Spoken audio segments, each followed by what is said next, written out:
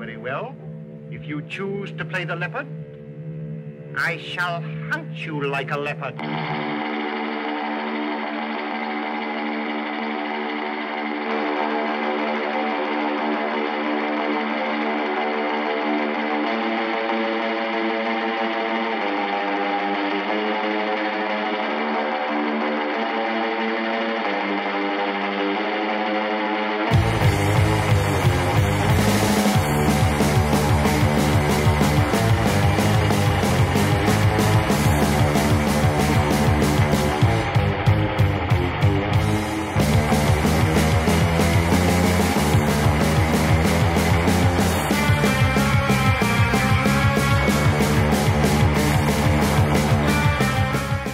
Eu sei perguntas que são mal formuladas.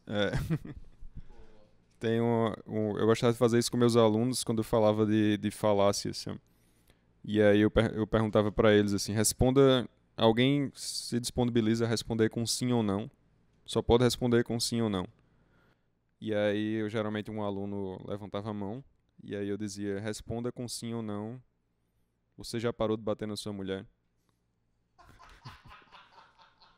Que é uma pergunta, assim, era para mostrar para eles que algumas perguntas já têm um pressuposto antes, assim. Elas parecem que são uma pergunta que você pode responder com sim ou não, mas não importa a resposta, você está errado, assim. Porque ela já vem carregada de informação, assim, né? E aí, às vezes, a gente se pega com isso, assim. A gente acha que está recebendo uma pergunta que é simples, que a pessoa pensa que dá para eu responder com sim ou não, ou dá para responder, mas não, a pergunta já vem carregada de colocar você num crime, assim, né? Aí a gente tem que se preocupar com perguntas mal formuladas também. Eu acho que se eu fosse, tipo, fazer uma pergunta, é uma pergunta simples, mas na real é uma pergunta sobre, que tem a ver sobre cultura, assim. De vez em quando eu pergunto pros meus alunos, né, a gente é professor, de vez em quando eu pergunto pros meus alunos, tipo, mas já parou pra pensar por que é que você faz a dancinha do TikTok? Tipo, professor, porque todo mundo tá fazendo, certo, mas por que que você faz? Tipo, todo mundo tá fazendo. Ok, todo mundo tá fazendo. Mas por que que você tá fazendo? Tipo, qual é a necessidade que você tem de registrar a si mesmo dançando uma dança igual em cima de uma música igual, postando num site em que quem tá lucrando com isso, o interesse não é lucro, porque você não tá lucrando com isso, quem tá lucrando com isso são outras pessoas. Para fazer parte de um movimento, mas que movimento é esse? Tipo, qual é a base da dancinha do TikTok? Então? Por que você faz a dancinha do TikTok? Nada contra, faça lá, mas já parou para pensar por que você faz a dancinha do TikTok? Tipo, por que você repete determinados comportamentos, né? E isso é interessante porque a real é que a nossa sociedade ela é baseada em porque é assim que são as coisas. Se você for perguntar, tipo, sim, mas por que X? Para a maioria das pessoas, eventualmente elas vão dizer, não, é porque é assim que é. Só que esse porque é assim que é, ele significa basicamente porque eu não parei para pensar por que que é. E isso leva a ideias terríveis que se repetem. A dancinha do TikTok é a coisa menos problemática nesse sentido. Mas homofobia é isso. Por que que você é homofóbico? Porque é assim que são as coisas. Por que que é errado? Porque é assim que é. Por que que é assim que é? Porque é antinatural. Cara, não, mas tá aqui, tá provado que tipo na natureza tem. Já que você tá falando de antinatural, não sei se você sabe que a palavra natural significa que vem da natureza, né? Tá aqui, tem na natureza. Mas porque é errado? Sim, mas porque é errado aos olhos de quê? Que lei é essa que você tá falando? É uma lei religiosa? Deus acha errado, tipo. Mas você nem é religioso, tipo, você nem vai pra igreja. E tem altas outras leis de Deus que você não segue. Mas é porque não pode gerar filho, cara. Puta merda. Então quer dizer que, por exemplo, eu tô errado porque eu não quero ter filho. Então, tipo, tem um problema intransigente aí. Tipo, tem um problema que não é vencido. Tipo, a questão é essa. Eventualmente a pessoa vai responder, mas porque é assim que é. Ou é porque eu fui criado assim. E isso é um problema. Então, quando eu pergunto, tipo, brincando, porque é a coisa mais próxima, tipo, que eu posso chegar para meus alunos e dizer assim, mas por que você faz a dancinha do TikTok? Na real, eu tô perguntando, tipo, por que você se comporta de uma forma X e não para pensar de por que você se comporta dessa forma. Né? Eu não estou dizendo que eu estou isento disso, que eu estou acima disso, de jeito nenhum. No entanto, eu me obrigo a pensar sobre isso o tempo inteiro. O máximo que eu posso. Porque não só eu preciso me entender como indivíduo, mas eu tenho que tentar ao máximo evitar de ser levado a reproduzir um comportamento só porque todo mundo faz. Porque é assim que é. Porque é assim que são as coisas. E isso eu acho muito problemático.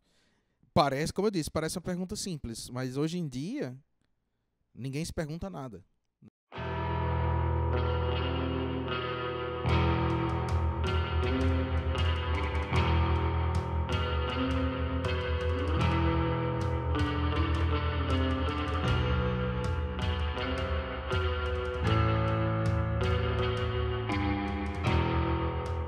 O processo de criação, a gente costuma dizer assim que nenhuma música da Jubarte é de uma pessoa só, assim, né? Então todas as músicas são de autoria da Jubarte inteira, assim. Por mais que, digamos, eu chegue com um riff, no final, sei lá, eu chego com um riff, Diego chega com outro, daí Joaquim monta a estrutura, às vezes o guitarrista compõe a linha de baixo, o baixista compõe a linha de guitarra, acho que só a bateria que a gente não, só o Joaquim consegue fazer, então a gente dá uma ideia assim, ó, Joaquim, será que você consegue fazer essa batida aqui? E a gente vai fazendo esse processo meio dinâmico, assim. E eu acho que uma coisa importante também pra mim é que nenhuma música da Jubarte é alguma coisa que, que não foi de acordo de todo mundo, assim. Se tiver uma pessoa que não gostou daquele riff, a gente simplesmente joga fora e pronto, assim. Virou um processo natural da gente. Aí eu acho que do último disco, Das Profundezas Emerge, que eu disse que a gente tá fazendo a turnê agora pra divulgar, o processo de composição foi bem à distância, né? Como já aqui tá falando, foi por meio de reunião de Zoom e Google Meets, essas coisas. Porque foi durante a pandemia que a gente compôs e a gente se encontrava online, gravava os áudios do riff, mandava. E foi fazendo assim, foi um processo que parecia mais difícil do que realmente foi, assim, no final das contas. Acho que como a gente se conhece bem, ficou acabando sendo mais fácil do que parecia. E os nomes das músicas, se me perguntar das gravações antigas, eu não sei. A gente tirava umas ideias de filme que a gente imaginava, tipo, e se o filme acontecesse desse jeito? E criava toda uma história de um filme, e aí tirava um trecho desse filme que não existe e dava o título da música, completamente fora de contexto. Mas Das Profundezas Emerge, a gente decidiu dar o título de cada uma das músicas sendo algum animal das profundezas, né? Algum peixe das profundezas, ou algum peixe que a gente imagina que teria nas profundezas, um tubarão zumbi, um tubarão fantasma. Na real, o tubarão fantasma é o nome de um peixe mesmo. Tipo, todos os nomes são das profundezas, todos os nomes são de criaturas abissais mesmo. Por mais, tipo, peixe zumbi, por exemplo, tipo, é o nome de um trambolho mesmo. Tipo, soa estranhíssimo, mas eu acho que é porque são criaturas muito esquisitas, tá ligado? Tipo, muito antinaturais e tal. E quando a gente foi fazendo as pesquisas lá, a gente foi achando essas criaturas para nomear o disco. Eu acho que... Ou nomear as faixas do disco. Eu acho que desse disco aí pra frente, a gente tá seguindo uma vibe muito de temas. De escolher um tema, não para cada canção ou para cada música, mas escolher um tema para cada próximo projeto. Então a gente fez o Das Profundezas Emerge, é um disco temático, literalmente temático. A gente tem a primeira faixa, a introdução, o riff dela se repete como riff de base na última faixa do lado A e como riff final na última faixa do lado B. Então, tipo, tem literalmente um tema que corre o disco e tal. E a gente já, quando voltar agora da tour, a gente vai começar a pensar nesse próximo projeto. Mas aí a gente vai definindo esses temas e a partir desses temas gerais, a gente vai expandindo e criando os títulos das músicas e tal. Eu não vou dizer qual que é o tema do próximo disco, não, pra também não dar treta, vai que eu digo qual que é e aí a gente não faz o negócio. Mas é um assunto que eu e Daniel, por exemplo, a gente tem conversado muito sobre esse assunto quando a gente se encontra pessoalmente. Então, assim, na real, a gente tá construindo um grande texto, né? Tipo, é quase como se fosse uma... Esse disco, por exemplo, das Profundezas, tinha um texto geral, tipo, um texto que era tipo o texto introdutório do disco. Que acaba que, tipo, o texto fica só pra gente. Então a gente tá construindo um grande texto e a partir desse texto a gente vai pensar os temas, que vão ser os temas centrais, os assuntos centrais que vão nomear as próximas faixas, né, da Gilberto Ataca. E é como o Daniel falou mesmo, assim, o processo de composição é sempre coletivo e sempre democrático. Assim, todo mundo faz, todo mundo se mete, não tem ego, ninguém é dono de nada. Tem que ser interessante para todo mundo, para o negócio vingar, sabe, para o negócio funcionar. E eu concordo que Aninho, quando entrou oficialmente para a banda, no momento que ele começou a compor. No momento que ele começou a, tipo, trazer riff e mexer e alterar e tal, ele entrou para o espírito da Jubarte de maneira muito natural, né? Tipo, não foi um negócio que deu trabalho nem nada. Então é isso. Tipo, o processo de composição da Jubarte Ataca era muito errático no começo. Hoje em dia é muito mais organizado nesse sentido. A gente, inclusive, hoje em dia define épocas. Tipo, a gente termina... Antes de vir pra turnê, a gente falou, não, quando tem passar a turnê, passa uns meses aí sem fazer muito show nem nada. Vamos focar em compor o próximo disco, para ver se a gente consegue articular tudo e entrar no processo de gravação em época X, tá? Então a gente vai organizando, mas isso, obviamente, como eu disse, tudo coletivamente, tipo, sem... É uma comunidade. Tipo, a Jubarte Ataca é uma comunidade com leis internas.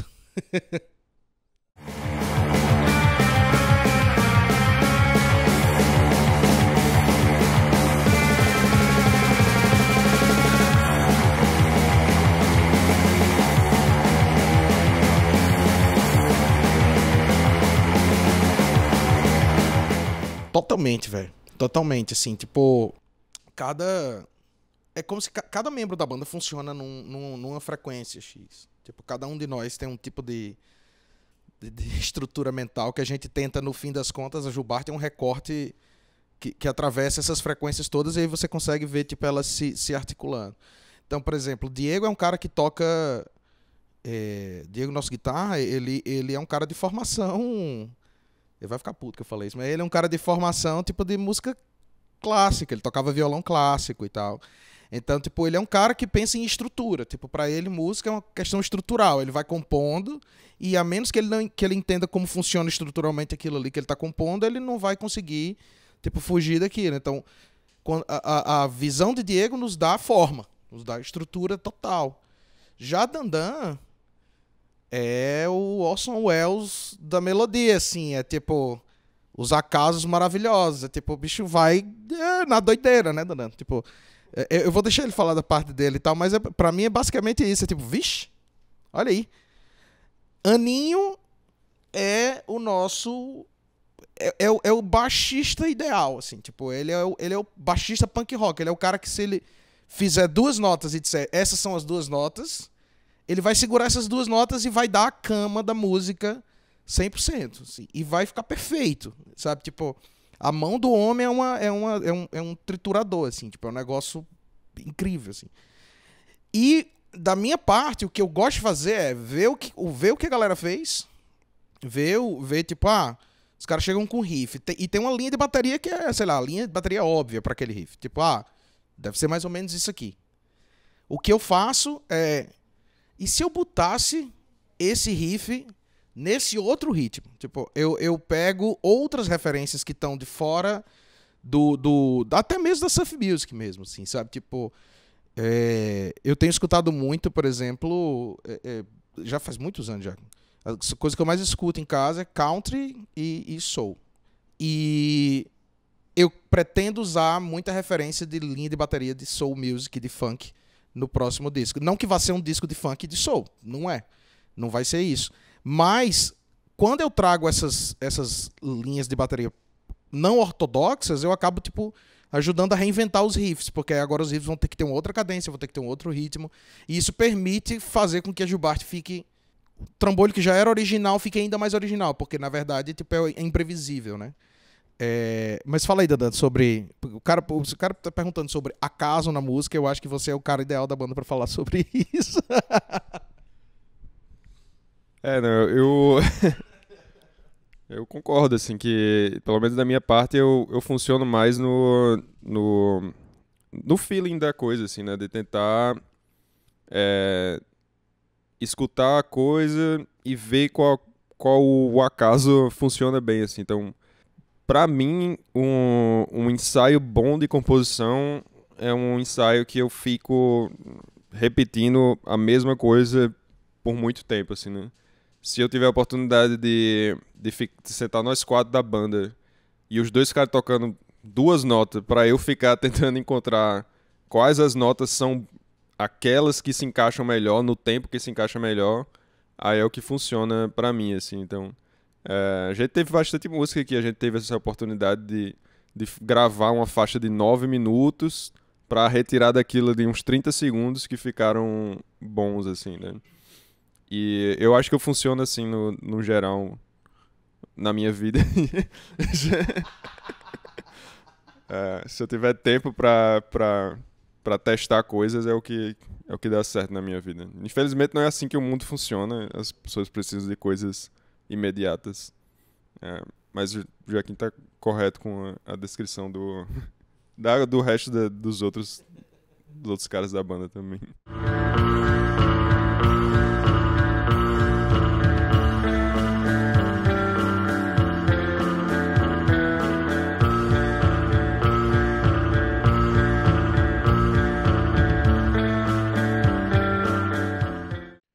A gente se inspira... acho que a gente se inspira bastante em filme também. É a primeira inspiração que é imediata de assistir filme e trilha sonora de filme.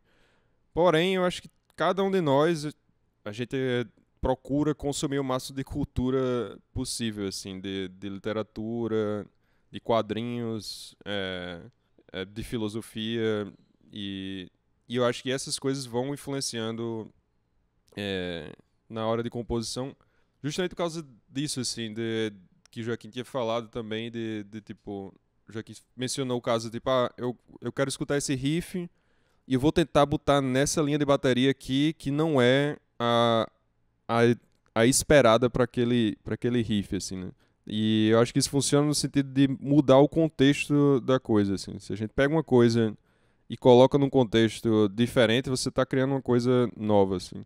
E eu acho que consumir outras formas de arte ajuda a gente a criar um contexto diferente, a se inspirar num contexto diferente para compor uma coisa que seja inusitada, assim, que eu acho que é o objetivo da gente, assim. Com certeza, velho. Tipo, a gente consome muita coisa. Todo mundo da banda, né? Como o Daniel falou, assim, perfeitamente. Tipo, todo mundo consome muita cultura. Cada um de nós tem suas vertentes de preferência, né? Por exemplo, eu consumo muito cinema e muita literatura. Então, tipo, cinema é uma inspiração gigante para Jubarte desde sempre. Né? O nome mesmo, Jubarte Ataca, por causa do filme, então, do Marte Ataca, né? É tipo, na real é foda, porque a gente não tinha nome. No estúdio lá, quando a gente ia ensaiar, o cara botava assim, a banda de surf music de Joaquim, Daniel e Diego. Tipo, não tinha nome.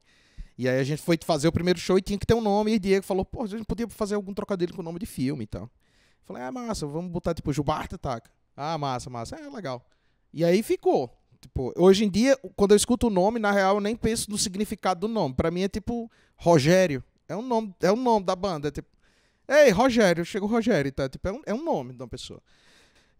Então, assim, cinema é um negócio que sempre inspirou a gente. Das trilhas sonoras, as próprias temáticas cinematográficas mesmo. Tipo, a Jubarte tem fases, eu acho. Tem uma fase que a gente era bem, tipo, tarantinesco, assim, tipo, aquelas influências dos anos 60 mesmo, tipo, uma vibe bem Quentin Tarantino. Hoje em dia, eu acho que a gente tá muito mais se voltando pra influência de cinema de horror clássico.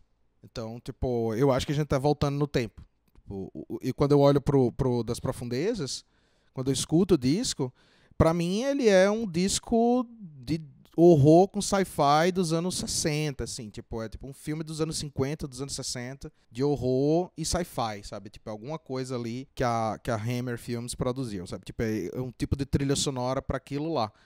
E a gente se inspirando nisso. Mas como o Daniel falou, por exemplo, tipo, filosofia, que é a área dele, também vem. O que acontece muito é o seguinte: tipo, eu vejo um filme, eu leio um livro e eu tenho uma ideia e eu penso, putz, isso aqui era um assunto foda pra gente trazer pra Gilberto Ataque. É até engraçado falar, é um assunto massa numa banda que é instrumental.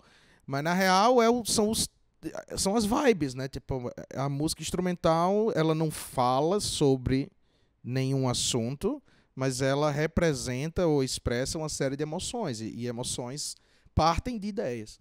Então, assim, a gente, isso aqui seria massa trazer pra banda. E aí eu, tipo, sei lá, a gente tava discutindo o conceito de... Eu tinha assistido, revisto pela bilionésima vez, Prince of Darkness, do John Carpenter, e aí eu falei com o Daniel, eu disse, putz, eu acho foda o conceito dos caras de Deus e antideus, a imagem do espelho, pá. E a gente começou a conversar sobre isso, e aí ele falou assim, isso lembra... Quem era que você tava falando? Era o Kant? Santo Agostinho. Isso aí é o conceito de Deus para Santo Agostinho e tal, a ideia de eternidade, pá. Aí a gente começa a discutir essas coisas. Então, tipo, você vai em filosofia, literatura, quando você leva e cinema. Aí quando você leva, tipo, Aninho, é um cara que tem uma referência musical infinita, assim. Um cara que saca muito de música. E Diego, é uma coisa que a gente começou a falar sobre o processo de composição que eu acho muito básico. Diego, ele é a estrutura, realmente. Tipo, ele é o cara que a gente chega pra ele, as ideias às vezes estão, tipo, completamente desarticuladas, assim, e ele é o cara que começa a pensar, tipo, eu acho que dá pra gente colocar dentro dessa forma, sabe? Ele tenta descobrir, como é que eu posso dizer? Ele tenta descobrir as possibilidades dentro das insanidades que a gente propõe, sabe? Tipo, ele vai descobrindo, assim, o que é que faz sentido, ou como fazer sentido dessas infinitas coisas que vocês estão trazendo e tal. E aí, aí a gente vai montando as músicas e as ideias a partir disso, assim. É tipo, beleza.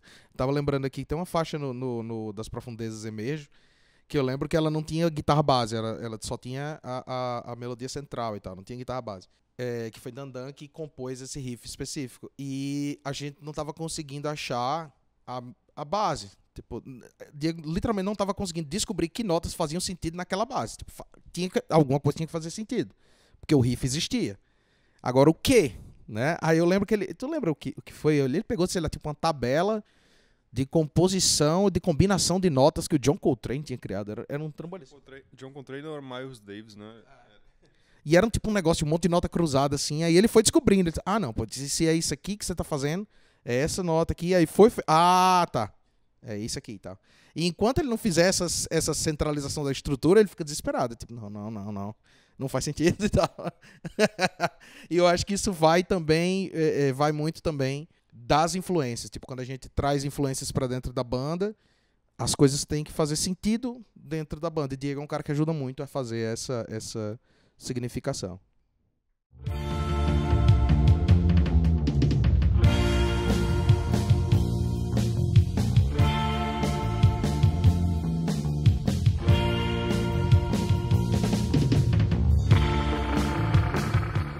A resposta rápida é não. Eu jamais defenderia a ideia de que tudo deveria ser digital.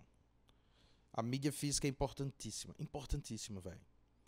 Basta dar um pau no teu Netflix pra tu saber quão importante é a mídia física.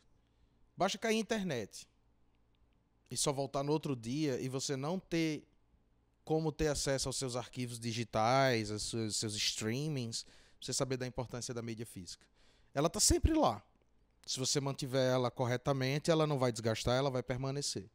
Então, assim, sem a mídia física, a gente perde muito. Perde muito do próprio registro da coisa. Tipo, literalmente as coisas desaparecem. Porque se caiu da nuvem, desaparece. Quantas vezes, talvez vocês nunca tenham percebido isso. Digo vocês, assim, as pessoas de modo geral, talvez nunca tenham percebido isso. Mas, assim, você criou uma playlist no Spotify. E aí, por exemplo, eu tenho uma playlist lá só com música dos anos 70, que tem, sei lá, tipo, 2 dias de música. E aí, um artista, saiu as músicas do cara do Spotify. Aí tua playlist com um buraco lá.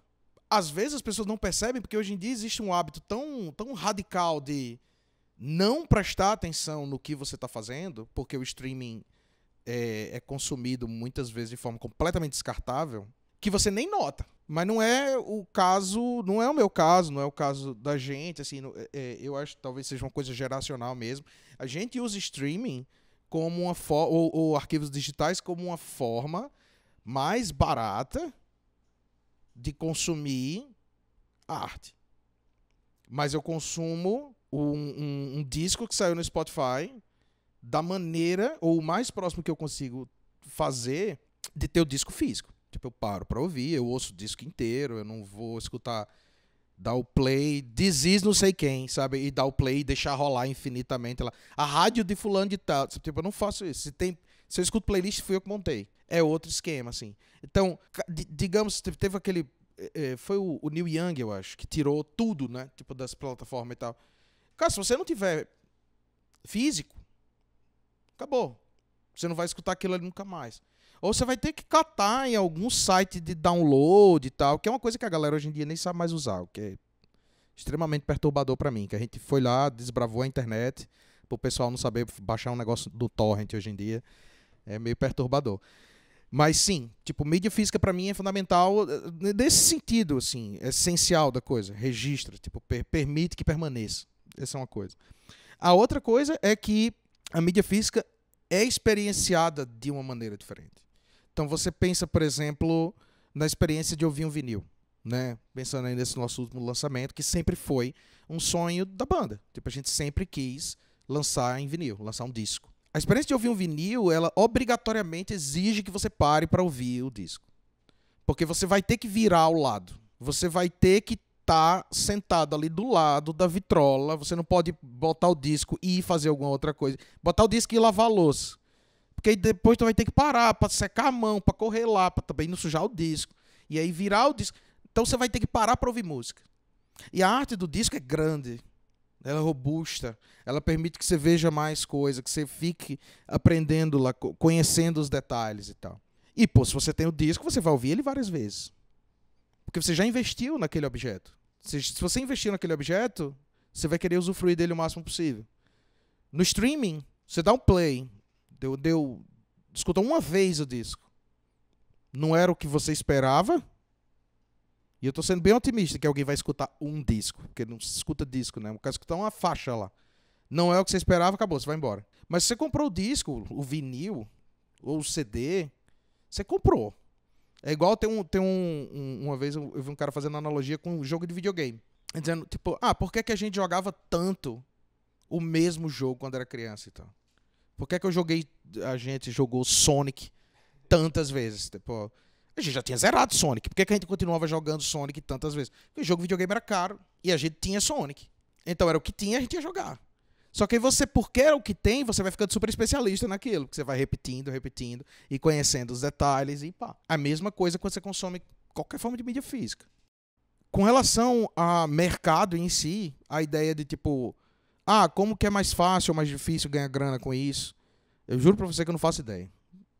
Nunca fiz. Se eu fizesse, eu acho que a Jubarte Ataca não existiria ou existiria num outro formato.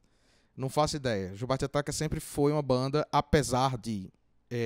mas do ponto de vista assim, filosófico da relação com o objeto de arte, pra mim, toda vez que alguém prega que porque o streaming vai, o digital vai substituir, sabe,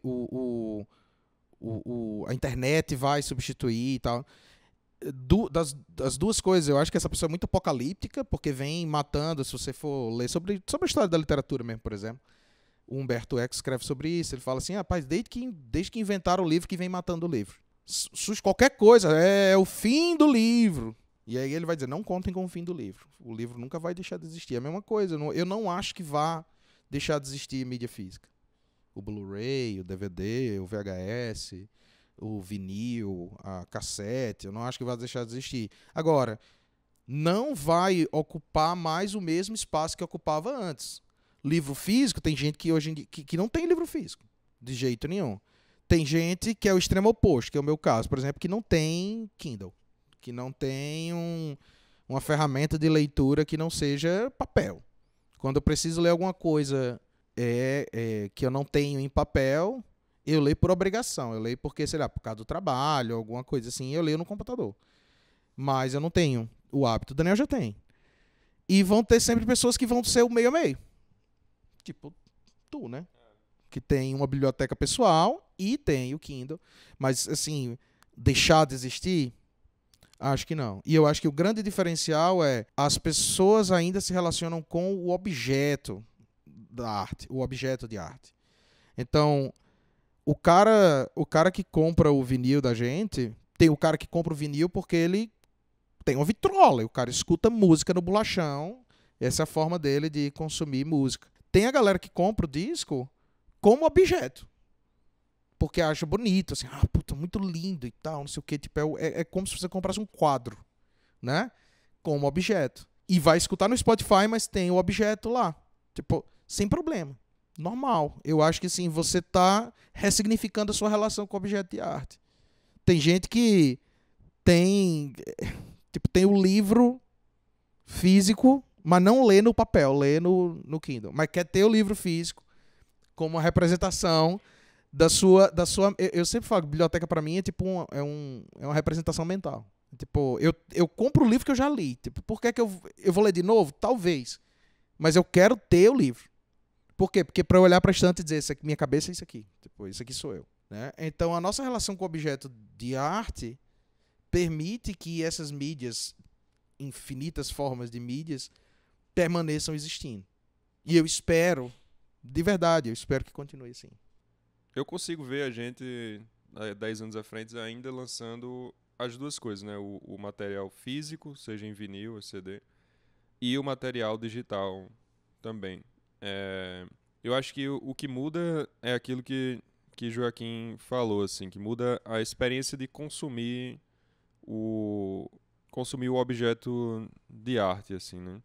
E eu não acho que é bom nem ruim, é só uma coisa diferente, assim, né? Tipo, a gente passou por vários processos desses no decorrer da história, assim, né? A gente descobriu novas tecnologias que mudou a forma como a gente consumia arte, né? Tipo, a descoberta, a criação da fotografia mudou a forma como a gente consumia arte, né? Ou a gente não tinha que mais ir no museu para ver um quadro pintado, né? Assim, tipo, o único quadro da Mona Lisa. Então, a gente sabe que ele está lá, mas agora que a gente consegue reproduzir a técnica, a gente consegue reproduzir o quadro, todo mundo pode consumir esse quadro em qualquer lugar. Então, isso não fez a gente ir lá e queimar o quadro da Mona Lisa. Mas mudou, abriu as possibilidades, uma nova possibilidade de experienciar aquela obra de arte, assim. E eu acho que a mesma coisa acontece, assim, a possibilidade de experienciar o álbum de uma forma física, na forma de um vinil, é uma possibilidade que a gente quer manter, se tiver alguém que ajude a gente a lançar o disco em vinil, né, também, porque a gente só consegue lançar porque tem selo investindo, tem uma galera investindo nisso, e tem galera comprando também, né, quando a gente faz turnê. Se não, se a gente só puder lançar na nuvem, a gente vai lançar na nuvem. Se a gente só puder lançar num pendrive e entregar para as pessoas, espero que não chegue nesse ponto. Mas eu acho que o que não muda é a vontade de continuar produzindo coisas, então, e lançando coisas, assim. Tipo, a gente sempre, como o Joaquim falou, a gente sempre quis lançar um vinil por expectativa da banda mesmo, assim, a gente sempre tinha esse sonho e tal. Almejava isso, e ainda bem que a gente conseguiu, então. Acho que as diferentes formas de fazer só muda as possibilidades de experienciar uma coisa, assim. Eu espero que daqui a 10 anos a gente continue podendo fazer música, podendo estar tocando e podendo, se puder lançar em vinil, se puder lançar em CD, se puder lançar em online, daí a gente vê. Então, eu realmente espero que a gente continue lançando físico, em associação com outras formas de mídia, mas que continue lançando físico e que a gente continue compondo. né? Eu acho que a Jubarte Ataca é uma banda que existe porque a gente não consegue escapar dela. Tipo, a gente não consegue não estar pensando no próximo lance. Então a gente tá fazendo as coisas aqui, mas a gente tá sempre pensando, porra, seria massa fazer tal coisa, sabe? E a gente sempre fala, tipo, o próximo lance é quase como se a gente botasse uma meta inalcançável pra justificar a banda continuar existindo. É tipo, a gente nunca vai lançar um vinil, velho, mas seria massa se a gente lançasse um vinil. Porque aí ficou tipo tão distante que tipo, dá tanto trabalho que a banda daqui pra lá ela vai continuar existindo e tal. Aí a gente lança o vinil e diz, putz, agora a gente tem que inventar outra coisa. Ah, não, mas aí a gente tem que fazer tal coisa. E aí a banda vai se esticando nessas possibilidades aliás, nessa expectativa de atender as possibilidades que a gente estipula pra gente mesmo. Porque a gente curte fazer isso. A gente curte estar junto, tocando e tal, fazendo um giro como esse, por exemplo, que a gente tá fazendo agora. É uma forma de como eu falo, né, tipo de inventar uma realidade em que a gente caiba dentro, que é diferente da realidade do trabalho, que nos comprime pra gente caber naquele formatinho e tal. O Jubarte Ataca é uma banda onde a gente pode, pelo menos temporariamente, naquele momento, ser livre para fazer o que a gente quiser do jeito que a gente quiser, né? Não importa quão extravagante seja a ideia, que eu acho que a nossa próxima ideia é bem extravagante. Não importa o quão extravagante seja a ideia, quem é que tá impedindo, né? A gente deve a quem? Tipo, a ideia é essa.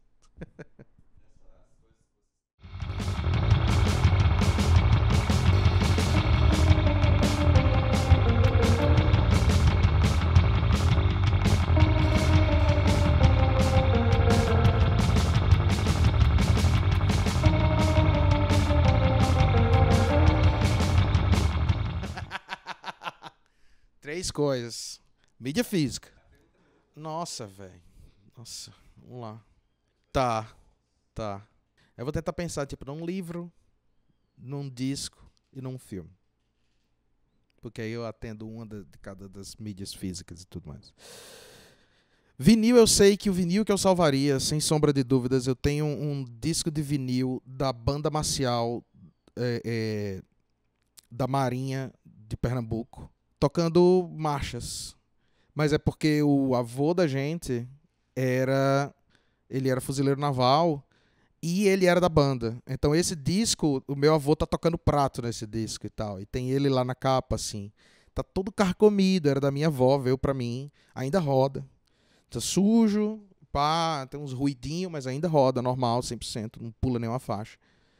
E eu salvaria porque todos os outros discos que eu tenho, eu conseguiria comprar de novo. Ia ser muito caro, mas eu conseguiria comprar de novo. Esse, não. E esse é um disco que é importante demais pra gente. Eu acho que nosso avô é o único músico da banda, da nossa família. É a única pessoa que tinha alguma inclinação musical. Tipo, ninguém nunca teve. E o nosso avô tinha. E ele era um cara muito massa, assim. Tipo, ele era o melhor avô do mundo. Tipo, sempre tratou a gente com todo o carinho do mundo, assim. Então esse disco, sem sombra de dúvidas, é o disco que eu salvaria.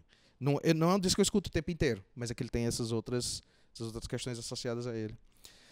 Se eu fosse salvar um filme de tudo que eu tenho, bom, provavelmente eu salvaria, tem um box que eu acho que foi Obras-Primas do Cinema que eles lançaram um box em Blu-ray do Massacre da Serra Elétrica, que eu tenho, e é um dos meus filmes favoritos, tipo, de todos os tempos e tal. Tipo, esse 1974 que eu tenho tatuado no dedo aqui é por causa do ano de lançamento do Massacre da Serra Elétrica. Tipo, é um filme seminal, é um filme fundamental e é o meu filme de casal com a minha namorada. Eu tenho uma tatuagem de Massacre da Serra Elétrica, ela tem também, a gente adora. E vê, sei lá, uma vez no ano a gente sempre assiste. E é um filme extremamente perturbador, mas extremamente incrível, assim, e original. E pá.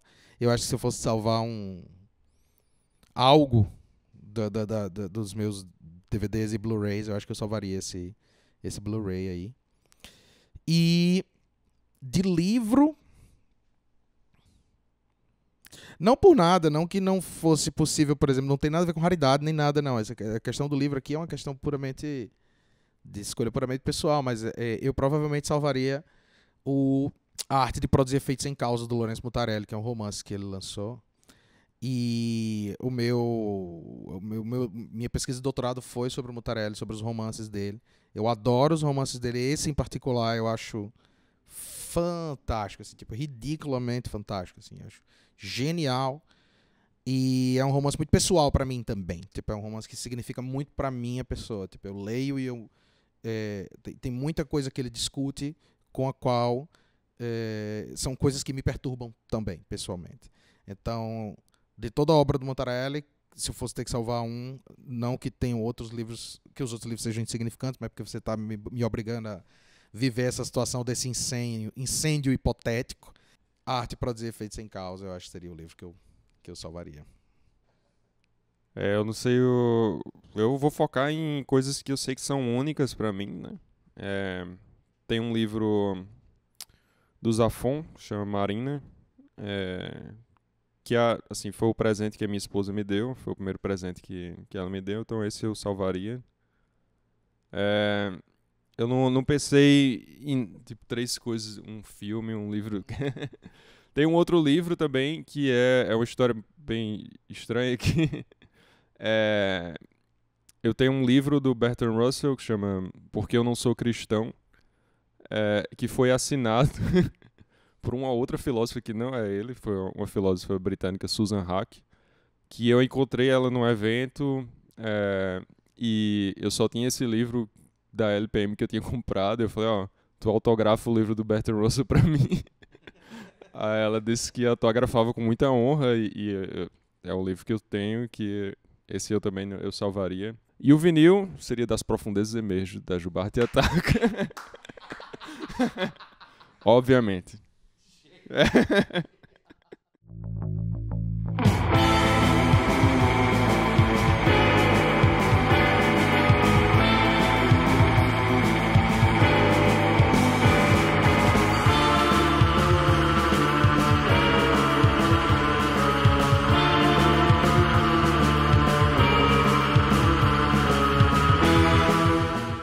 Eu acho que não tem nenhum lugar ruim, né? Não, assim. Não é disso que eu tô indo, não. Tô só pensando que história que você vai contar. Não. Quão ruim vai ser pra mim. Não vai ser. Não, eu vou focar em Maringá, aproveitar que a gente tá em Maringá aqui. Porque é a segunda vez que a gente tá tocando em Maringá. E eu gosto que, assim, quando a gente faz turnê, tem algumas cidades que a gente tem a oportunidade de voltar. E foi massa que a gente voltou ontem pra Maringá. E na primeira vez que a gente tocou em Maringá, eu tava tentando lembrar que a gente chegou muito atrasado. Eu acho que a gente tava vindo de alguma cidade muito distante, não calculou direito a rota. Sei que a gente chegou muito atrasado, a gente tava tocando com o Brian Oblivion. E eu lembro, a gente chegou lá no Caverna, né?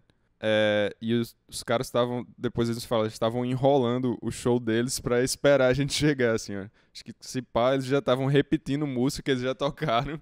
E a gente chegou já tirando os instrumentos, montou na hora. O Joaquim tocou em cima da caçamba de um carro, que tocar bateria nessa situação ó, ficava balançando tudo. Eu e Diego achava muito engraçado ficar chutando o carro pra ver Joaquim perdeu o equilíbrio, então foi muito divertido pra mim essa parte. E uma pessoa deu em cima de você também, né, nesse show. Recebi uma cantada móvel que eu tava tocando em cima desse negócio lá, e eu tocava em pé na época na bateria. E parou, atrás tinha uma pista, assim, tinha um sinal, então tinha sempre carro parando, assim. Um carro parou no sinal, aí eu vi o cara botou a cabeça pra fora e fez "Gostoso!"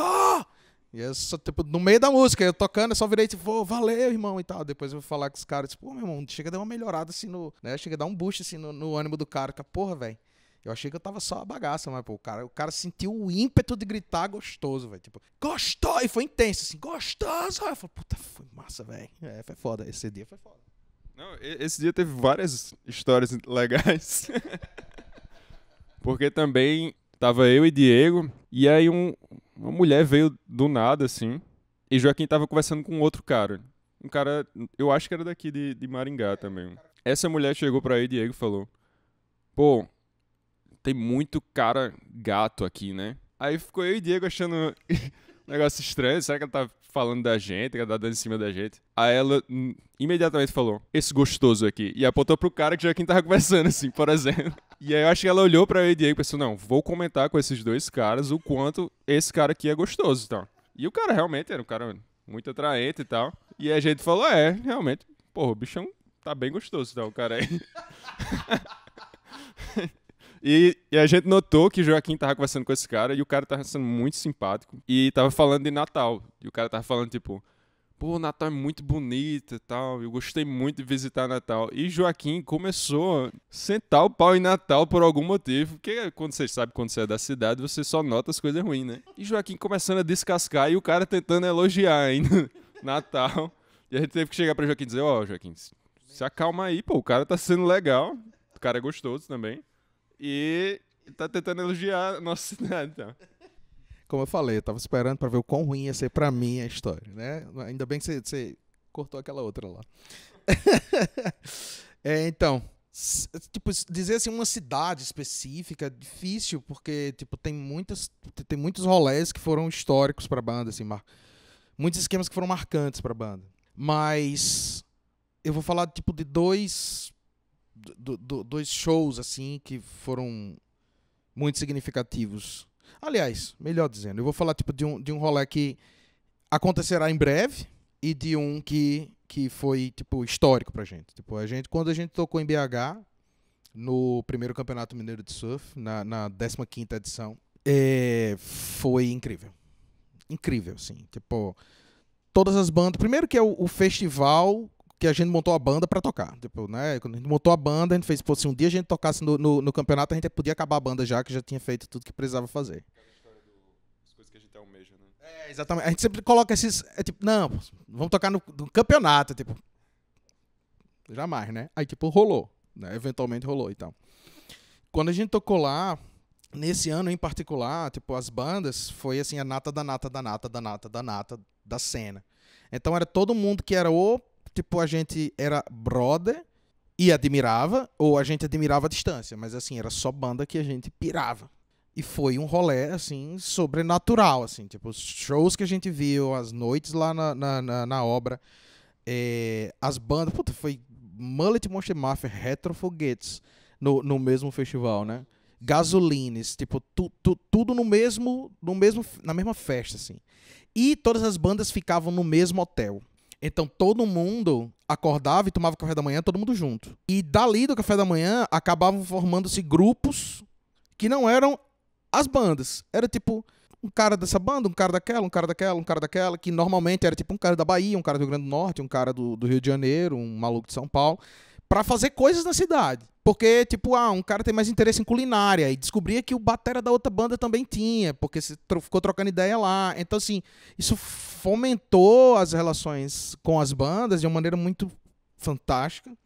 No último dia do festival, era a tradição deles fazer um churrasco na laje do hotel, em que se botava, tipo, o equipamento, então, batera, os amplificadores e tal, e todo mundo tocava com todo mundo, tipo, não tinha banda. Era assim, alguém subia pra tocar bateria, o outro tocava baixo, outro tocava guitarra, ia passando, tocando música e todo mundo vai tocando e tal. Eu tenho uma foto na parede da minha casa, que sou eu tocando bateria, o Kanashiro do Gasolines tocando guitarra, Rogério do Ivan Motosserra na outra guitarra, Mocotó da Reverb Brasil tocando baixo, Dandan no público, Rex do Retrofoguetes no público, sabe? E é um lance, Gus no público também. Então, tipo, é um lance assim, você olha e você fala, caraca, que momento, doido. Sabe? Que, tipo, que experiência que foi essa? E no show da gente, em particular, nesse rolê, foi insano, assim, tipo, o volume tava pra derrubar a casa, assim, o show foi foda. E o público tava muito doido, sabe? Tipo, teve um momento lá, não sei se vocês conhecem a obra e tal, mas a obra é um bar subterrâneo, assim, é baixinho o teto. E ele não tem. É literalmente subterrâneo, tipo, não tem nada externo, né? É só uns ar-condicionadozão. E você tá tocando basicamente dentro de uma caixa de som. Tipo, ele é pequenininho, assim, o som fica ridiculamente gritante. E E Dandan é alto. Diego é alto, eu que sou pequeno. Os caras são altos. E Dandan teve uma hora que ele pulou com o baixo assim na galera. Pro pessoal segurar ele. Tocando. No meio da música, tocando baixo. E aí o pessoal começou a levantar ele pra fazer tipo... E o teto tava aqui, assim, pô. Tipo, ele ia bater... Literalmente ele ia ser esmagado contra o teto porque o pessoal tava empurrando ele pra cima. Então, tipo, eu tô tocando bateria aqui e eu olho e Daniel tá tocando baixo no teto. Porque ele botou os pés no teto pra impedir de ser chocado. Então ele ficou de cabeça pra baixo, assim, com os pés no teto, tocando baixo, com a galera segurando ele aqui. E, tipo, foi uma das cenas mais insanas que eu vi na minha vida. Eu disse, pronto, a gente conseguiu. A gente bateu o que a gente tinha pra bater e tal, com esse negócio aí. E foi realmente, tipo, uma experiência, tipo, que a gente leva até hoje.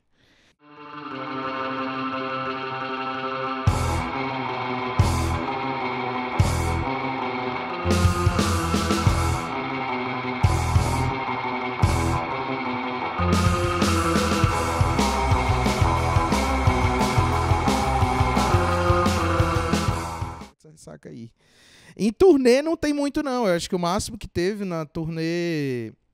A turnê que Netão do Mullet estava dirigindo com a gente, que teve aquele dia que a gente foi em Sorocaba, né? Dia épico lá em Sorocaba. A gente vai tocar de novo nessa turnê. Eu espero não repetir essa parte do show. No outro dia, quando eu acordei de ressaca, sim, as únicas coisas que eu consegui comer durante o dia foram uma lata de... Como é que chama aquele refrigerante? Aquela soda... amarga da Antártica, latinha azul, esqueci o nome. Tônica, exatamente. Uma lata de tônica e uns 3 pacotes daquela pastilha garoto. Foi tipo as únicas coisas que eu consegui botar pra dentro, porque eu ficava me tremendo assim no carro e tal. E tinha show no outro dia, tipo, não sei se um amigo nosso fala, sabe quando você fica se concentrando, você sabe que você tem que olhar pra frente, se você olhar pro lado você morre. Pronto, era tipo isso, assim, é tipo, você tá concentrado ali, tipo, não posso me mexer, nada pode acontecer ao meu redor e tal. Tomando a tônicazinha bem devagarzinho, assim, comendo a pastilha garoto e tal. Mas aí rolou, no final do dia eu já tava, comi um pastel, pá, toquei, rolou. E você, Dana? Eu não tenho ressaca, porque eu não bebo. Não, acho que a pior ressaca que eu tive, não foi nem por causa da ressaca, foi porque eu tive que trabalhar depois. Acho que trabalhar de ressaca é horrível. E não é logo no dia que todo mundo decide conversar com você, né? Todo mundo tem alguma coisa pra lhe falar, tem alguma dúvida pra tirar. Aí eu tinha encontrado, na noite anterior, eu encontrei 2 amigos que fazia muito tempo que a gente não se via. A gente trabalhou na bebida até as 4 horas, 4, 5 horas, pra eu ir trabalhar em outras coisas de 7 da manhã. Aí eu descobri depois que os 2 tinham faltado trabalho no dia. Só eu que fui. É uma das piores sensações que tem, é trabalhar nessa situação. Mas Sorocaba a gente vai reviver isso aí, né? Por trás de uma ressaca sempre tem uma história boa antes, né? Sempre tem um dia feliz antes.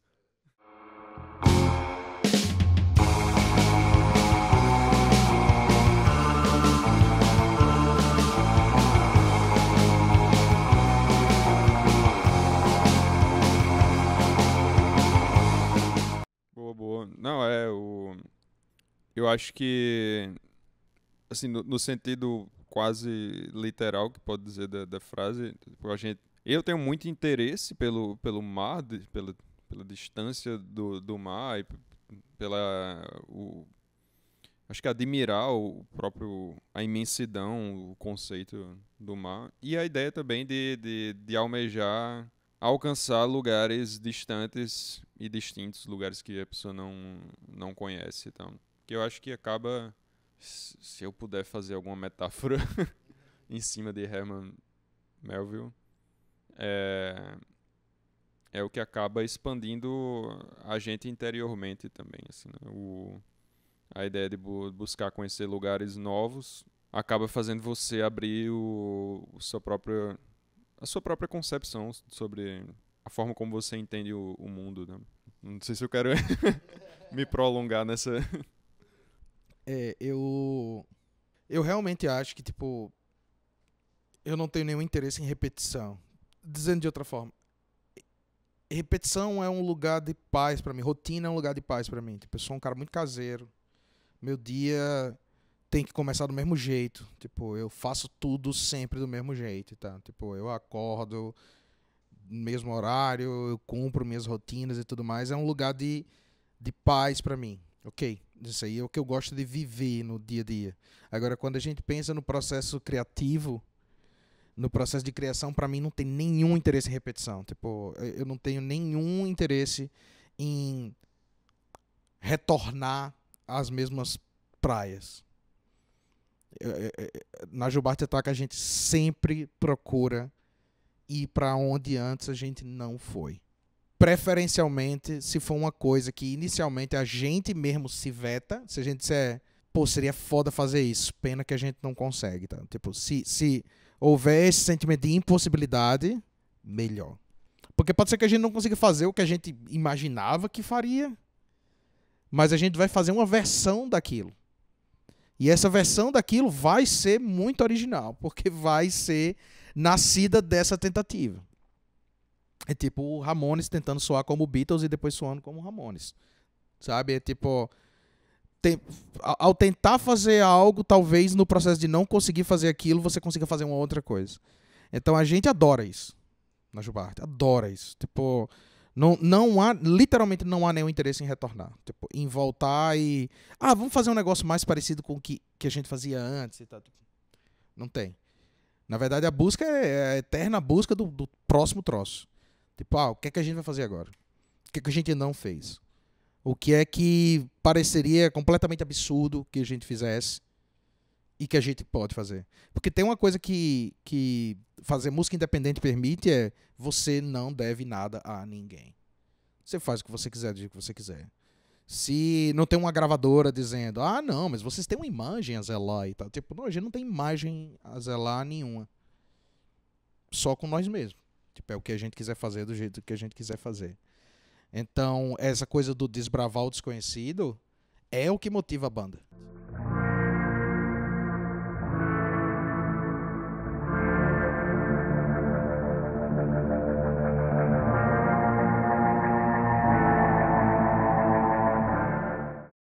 Não sei. Talvez nenhuma delas tenha uma resposta. Talvez toda pergunta tenha, tipo, múltiplas respostas.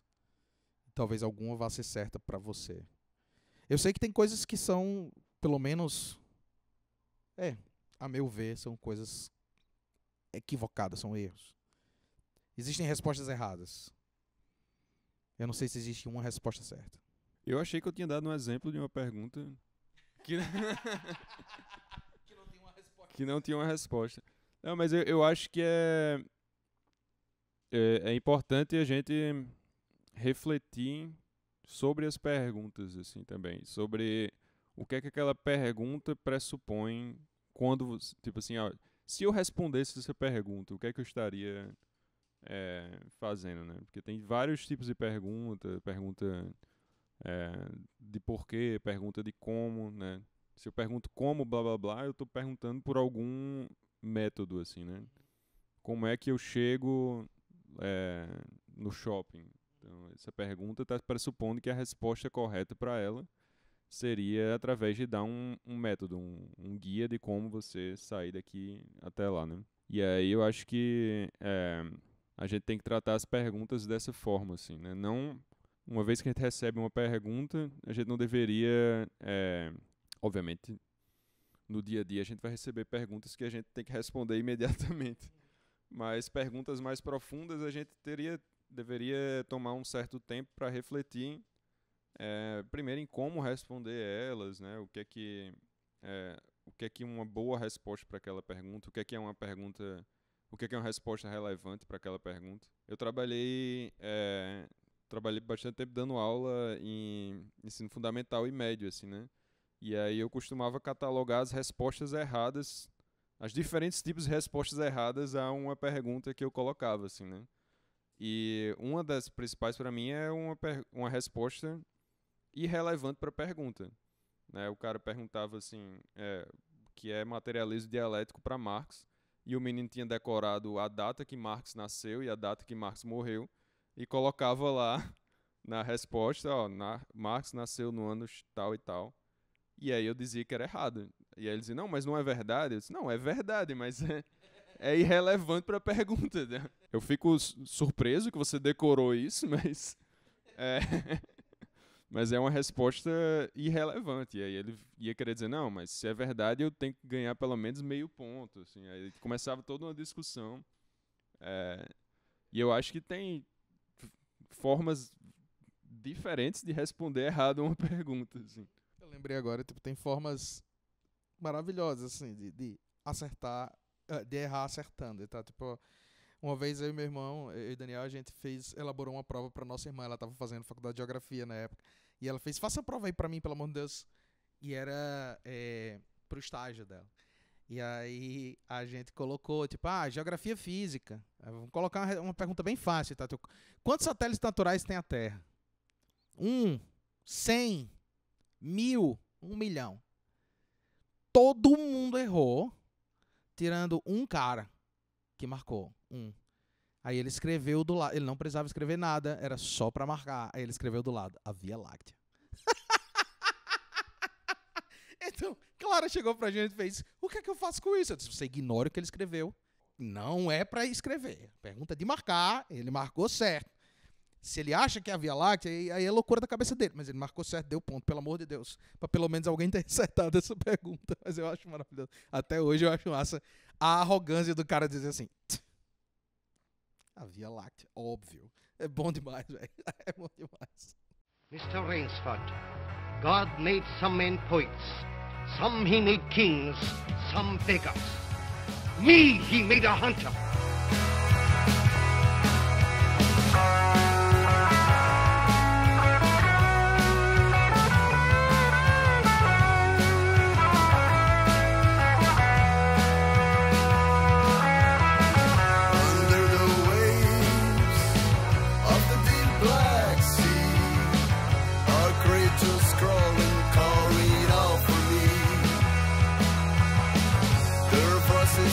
Can